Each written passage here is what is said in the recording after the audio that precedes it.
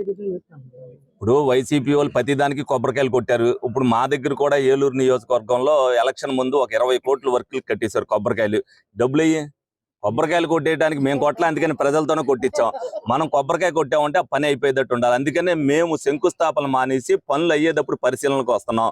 మేము గ్రాంట్ అయిన తర్వాత రోడ్లు వేయడానికి వస్తున్నాం చెప్తే ప్రజలను మధ్యపెట్టే ఉద్దేశం మాకేం లేదు. రేపొద్దున రాబోయే రోజుల్లో కూడా వాళ్ళకు కూడా చెప్తున్నాం, మేము ఓట్ల కోసం అయితే దండాలు పెట్టుకుని మీ దగ్గర రాం. మీకు చేసిన పనికి మాకు ఓట్లు వేయాలనుకుంటే రేపొద్దున అభివృద్ధి జరుగుద్ది. కాబట్టి రేపు జరగబోయే ఎలక్షన్లో ఎవరైతే రోడ్లు వేసామో ఆ సందులో బాధ్యతను వాళ్ళే తీసుకోవాలని వాళ్ళందరూ కూడా చెప్తున్నాం. వాళ్ళంతా చాలా ఆనందంగా ఉన్నారు. ఇప్పుడు వాళ్ళు కూడా మాట్లాడతారు, వాళ్ళు మాట్లాడేది కూడా వినాలి. భోగాపురం ఎయిర్పోర్ట్ లో మరి 5 సంవత్సరాల నుంచి రాజధాని, ఇప్పుడు మొన్న కూడా మరి జగన్మోహన్ రెడ్డి గారు మాట్లాడుతున్నారు, రాజధాని కడతానికి అనుకూలమైన ప్లేస్ అమరావతి కాదంట.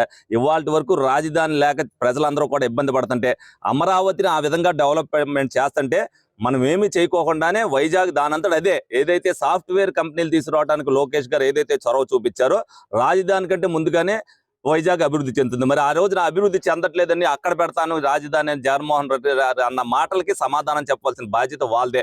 డెఫినెట్ గా ప్రజల అపోహలకు గురి కాకోకుండా చంద్రబాబు నాయుడు గారు ఏకైక లక్ష్యంతో కూటమే ఒకటే, ఆంధ్రప్రదేశ్ ప్రజల సుఖశాంతులతో ఉండాలని, ఆంధ్రప్రదేశ్ అభివృద్ధి చెందాలనే ఉద్దేశంతో కష్టపడుతున్నారు. దాన్ని ప్రజలందరూ కూడా గుర్తించాలి. మీరందరూ కూడా దాన్ని గుర్తిస్తే మనం అందరం సుఖంగా ఉంటాం. మరి మీరు రెండో ఆలోచన లేకోకుండా ఆంధ్రప్రదేశ్ అభివృద్ధికి అందరూ కూడా ఒక మాట మీద ఉండాలని చెప్పి మీ అందరిని కూడా కోరుకోవడం జరుగుతుంది.